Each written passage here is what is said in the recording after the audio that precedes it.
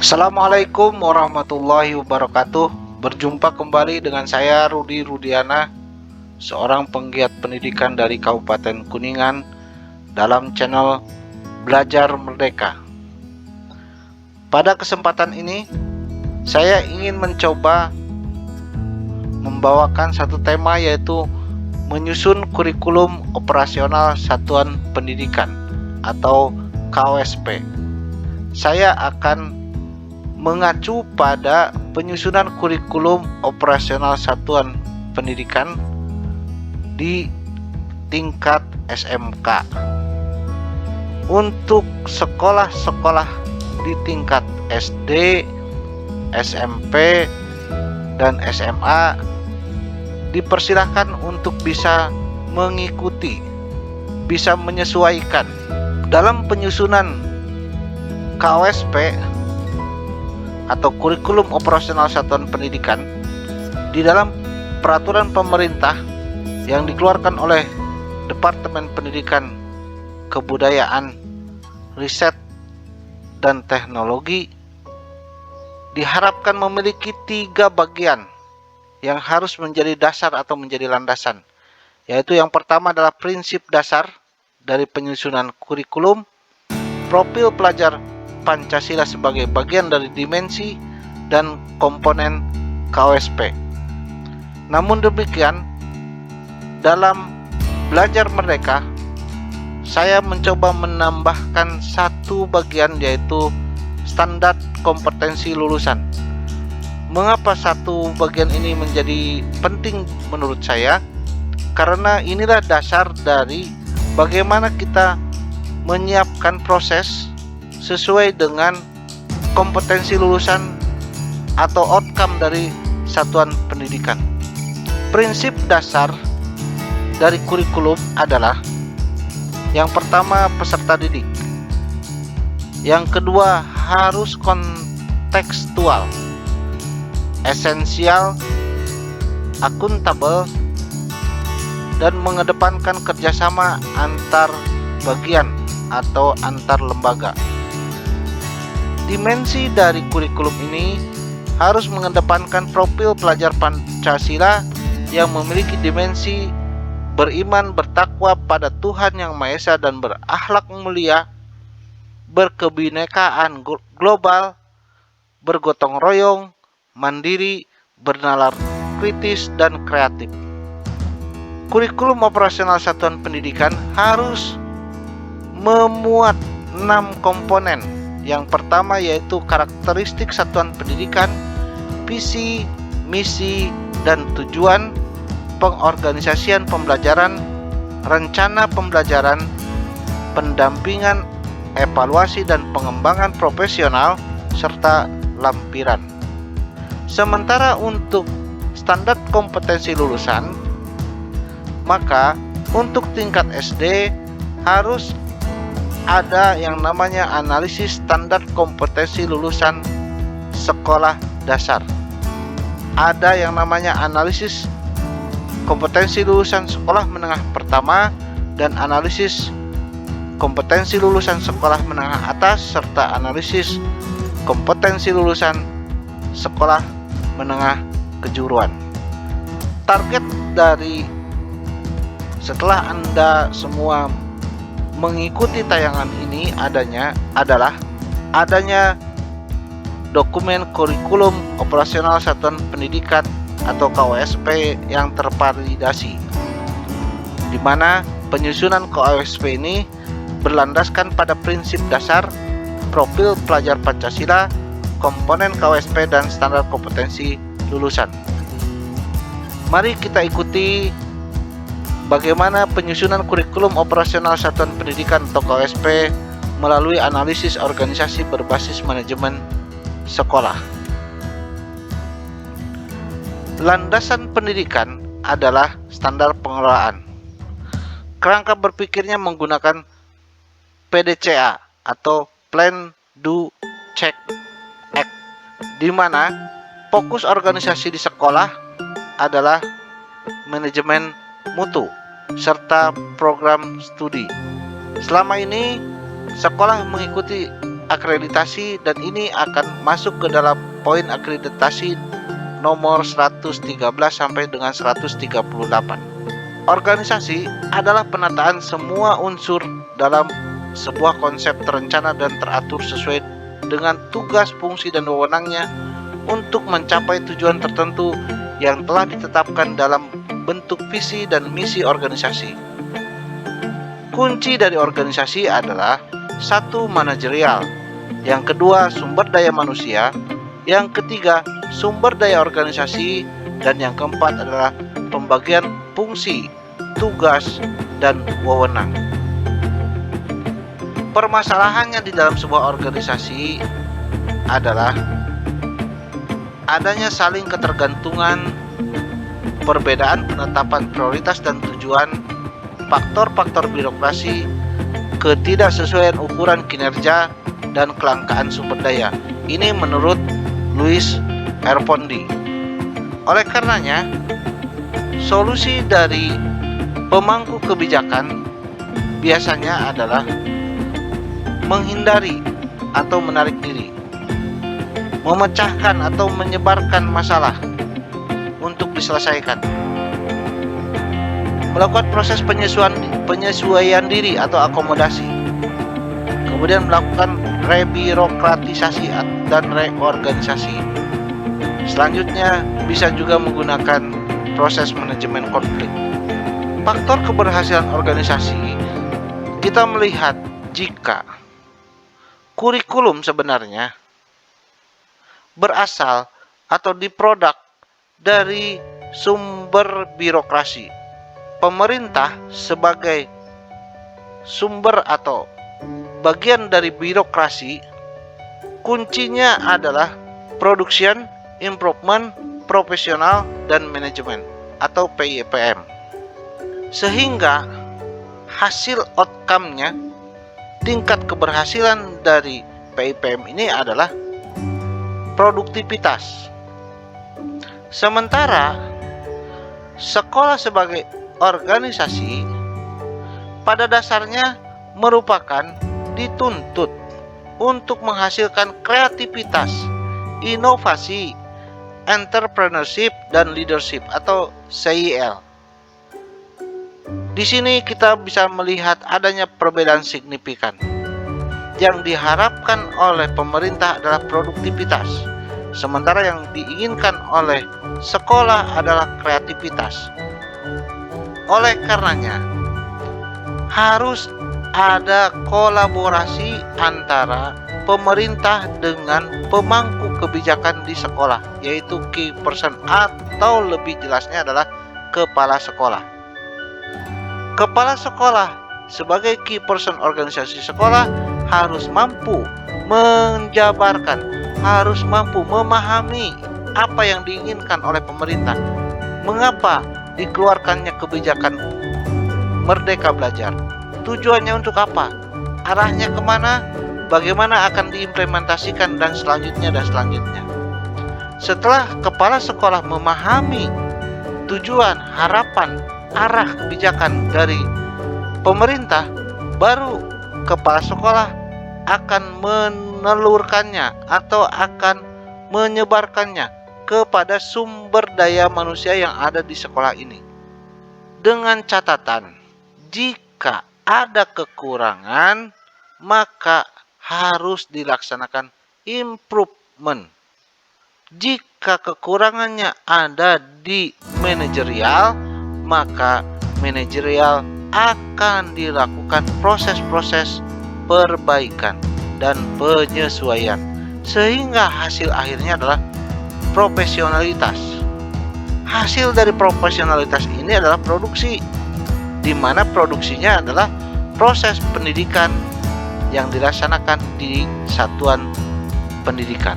Kurikulum operasional satuan pendidikan diharapkan sebelum diluncurkan atau digulirkan oleh sebuah satuan pendidikan harus melalui analisis karakteristik satuan pendidikan. Bagaimana caranya? Caranya adalah yang pertama, kenali dulu input.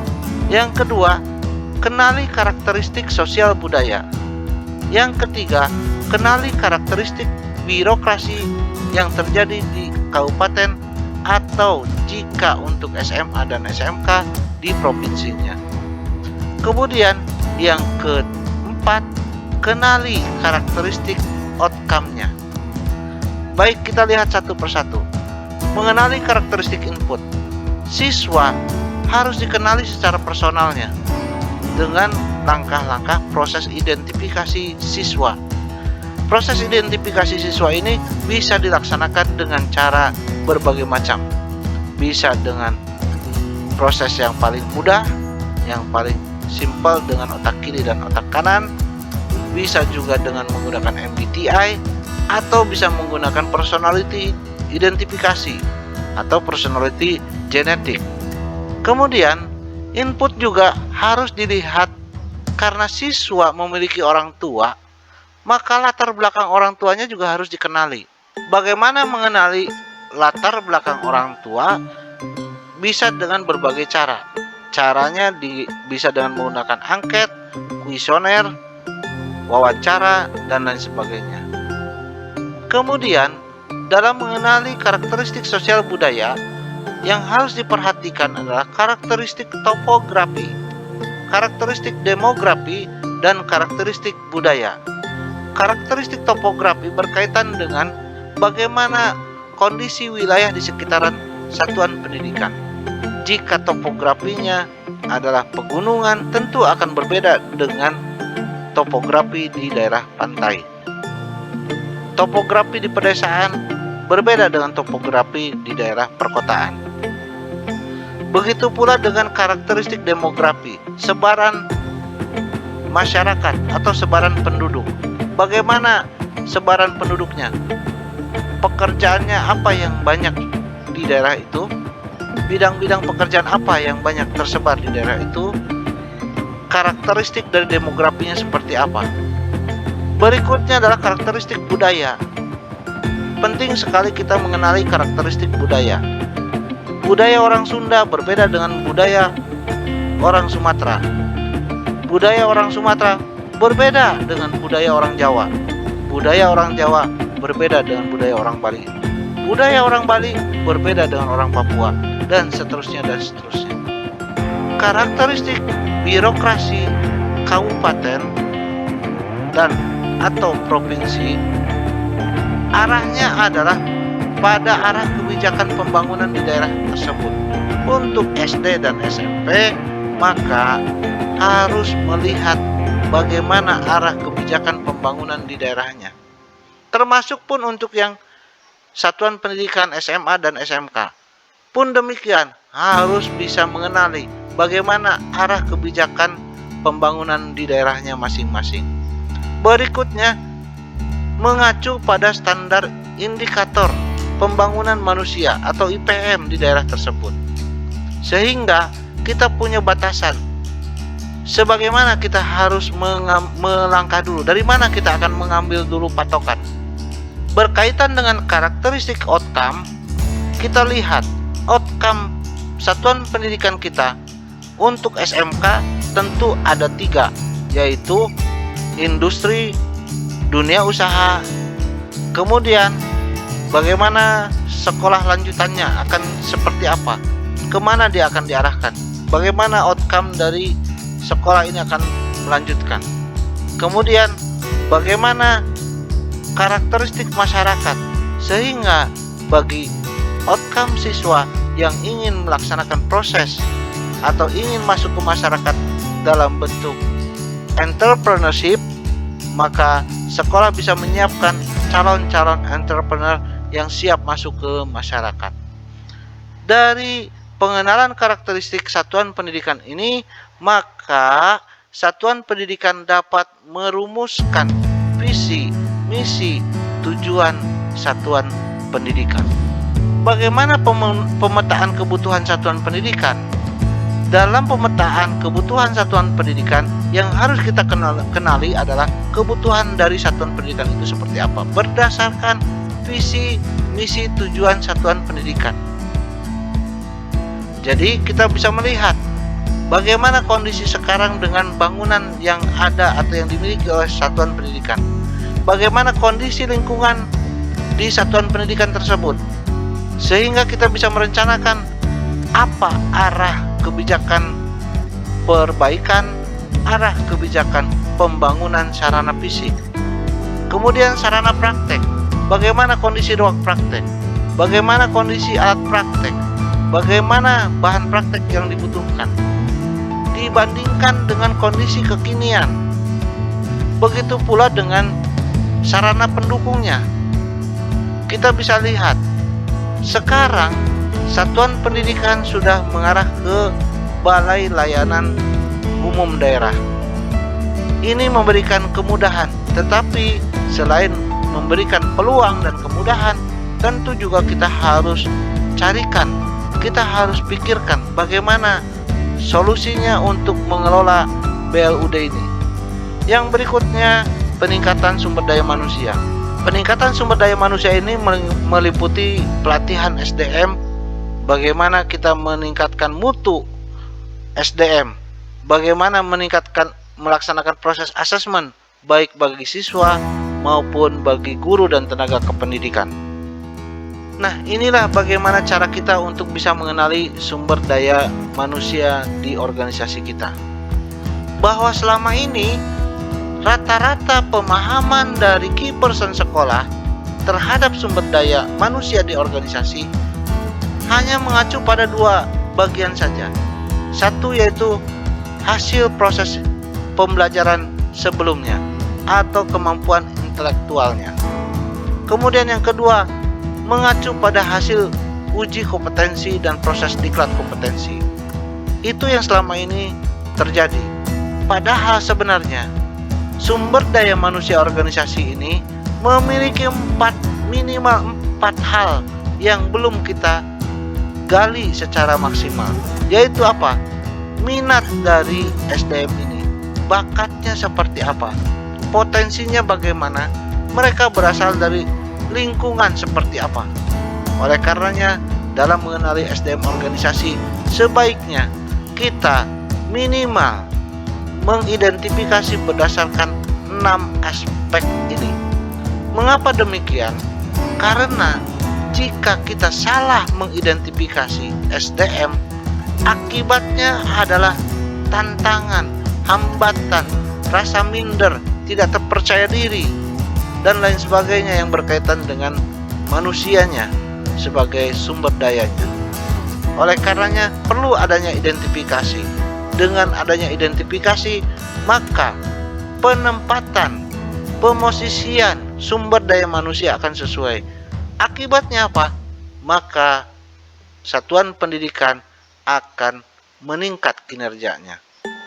Dampak perubahannya jelas, yaitu peningkatan kinerja SDM sesuai dengan kebutuhan organisasi. Memudahkan pemetaan SDM berkaitan dengan jenjang karir, budaya organisasi, kinerja organisasi, dan efisiensi anggaran, jaminan mutu pelayanan terhadap masyarakat, peningkatan kepuasan masyarakat. Inilah yang akan menjadi sebagai indikator kinerja dari sebuah organisasi di satuan pendidikan. Bagaimana kita memetakan organisasi? Memulai dari analisis pembentukan organisasi, di mana pemetaan proses pendidikan yang pertama kita harus awali, kita batasi dari 3 tingkat. Tingkat 10, tingkat 11, dan tingkat 12. Jika di tingkat 10 sesuai dengan profil pelajar Pancasila, kita awali bentuk karakternya, siswanya kita bentuk karakternya sesuai dengan profil Pancasila. Kemudian isi mereka dengan pengetahuan, berikan mereka pengetahuan, sesuaikan dengan hasil identifikasi personalnya. Kemudian ukur sejauh mana kompetensi lulusan dari tingkat 10 ini. Sebagai apa? Sebagai bagian dasar standar memulai pembelajaran di tingkat 11. Tujuannya jelas. Saat kita tahu yang naik ke kelas 11 ini seperti apa, kita akan bisa melaksanakan treatment untuk kemudian dievaluasi kembali. Selanjutnya apa? Selanjutnya kita akan bisa menentukan penguatan yang akan diarahkan seperti apa. Kemana ini akan dibawa anak-anak ini? Outcome kita akan dibawa kemana? Apakah akan dibawa ke iduka? Apakah akan dibawa ke sekolah lanjutan? Ataukah akan dibawa ke masyarakat? Sehingga proses treatment akan disesuaikan dengan kebutuhan anaknya, disesuaikan dengan kebutuhan dari siswa ini, arahnya kemana. Oleh karenanya jelas dengan proses seperti ini diharapkan pembentukan, pengarahan, treatment dan lain sebagainya akan sesuai dengan yang diinginkan. Dengan harapan jika proses ini dijalankan, peluang siswa, peluang outcome untuk meraih cita-citanya akan dapat tercapai.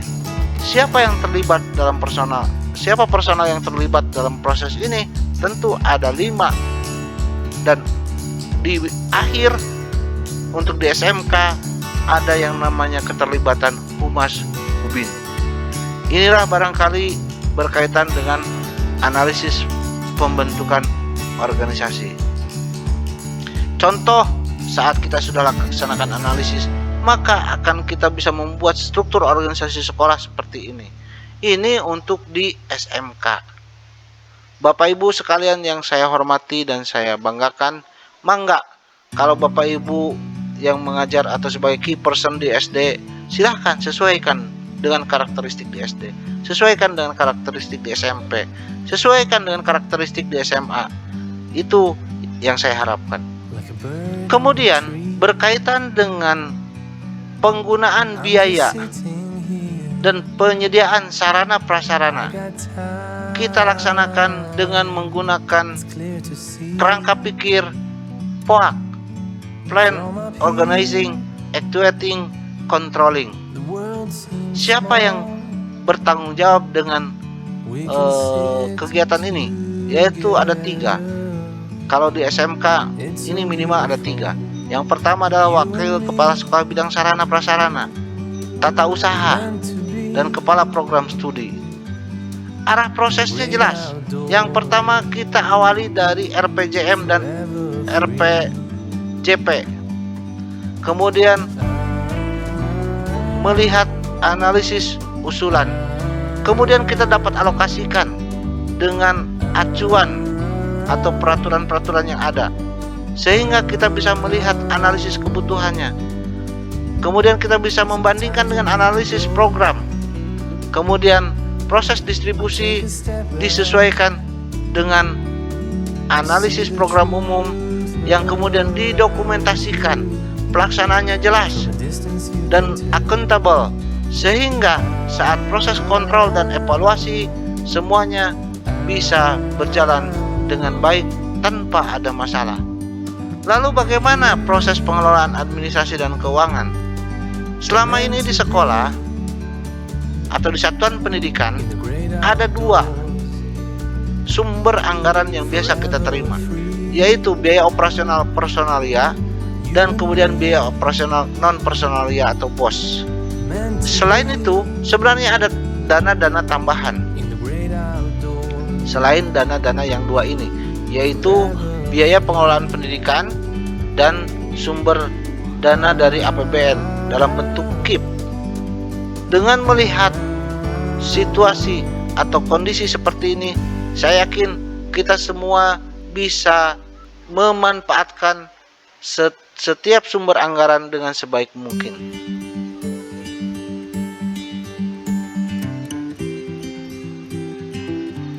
Inilah peruntukan anggaran BOS dan BOPD.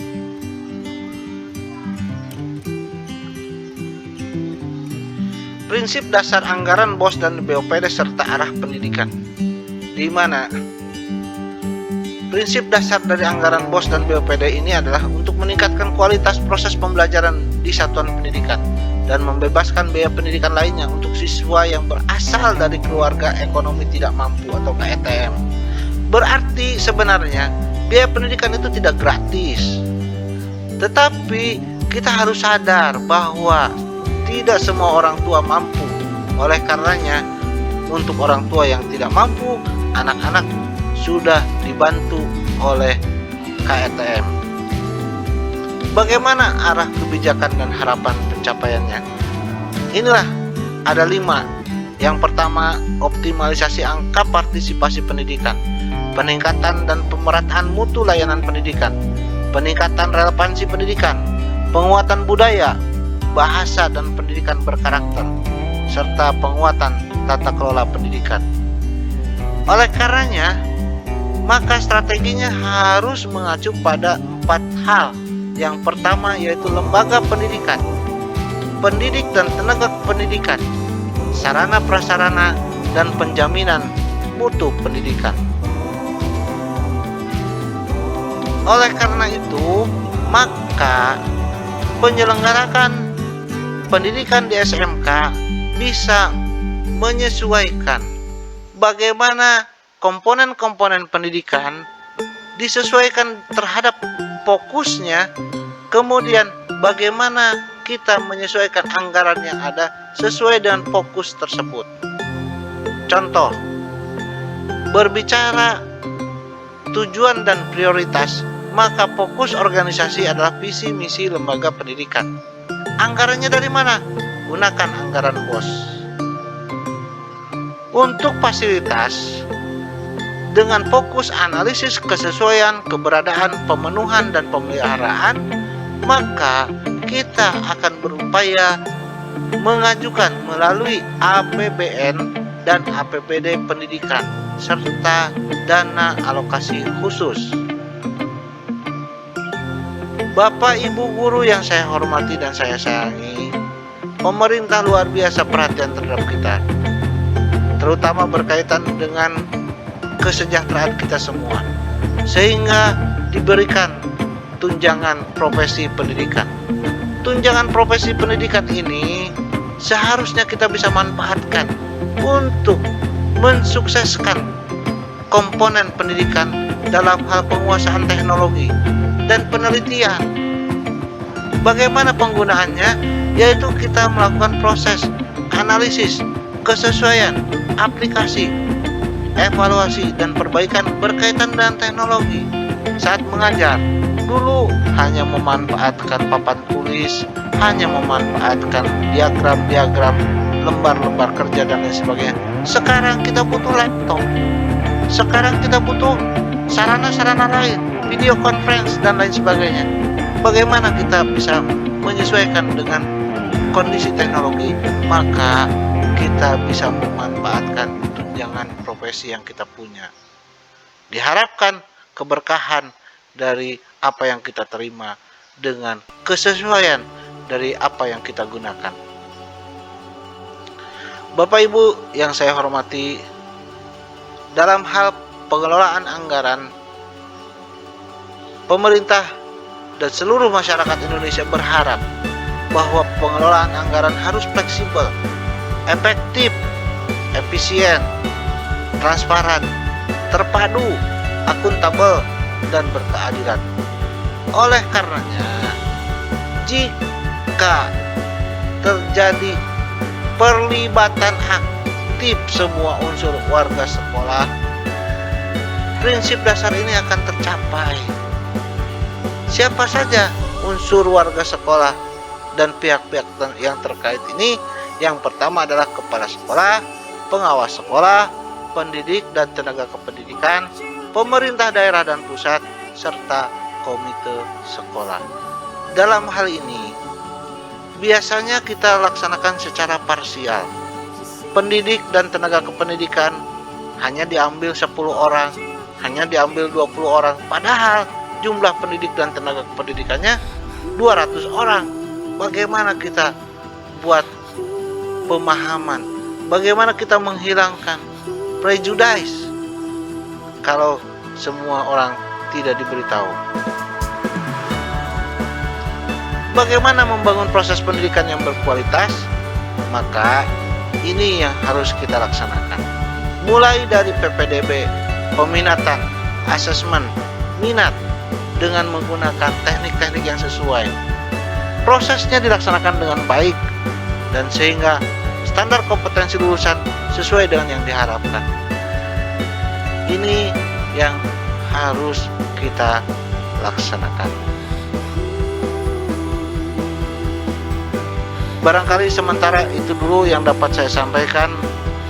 Semoga apa yang sudah saya sampaikan dapat memberikan sedikit pencerahan, dapat memberikan sedikit pengetahuan, mudah-mudahan bermanfaat buat kita semua. Kita akan lanjutkan nanti di pertemuan yang berikutnya dengan kajian yang selanjutnya. Terima kasih, mohon maaf jika ada hal yang kurang berkenan.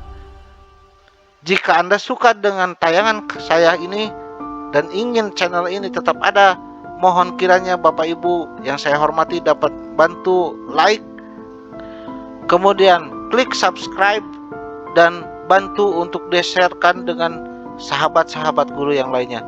Terima kasih, semoga berkah dan semoga bermanfaat untuk kita semua. Wassalamualaikum warahmatullahi wabarakatuh.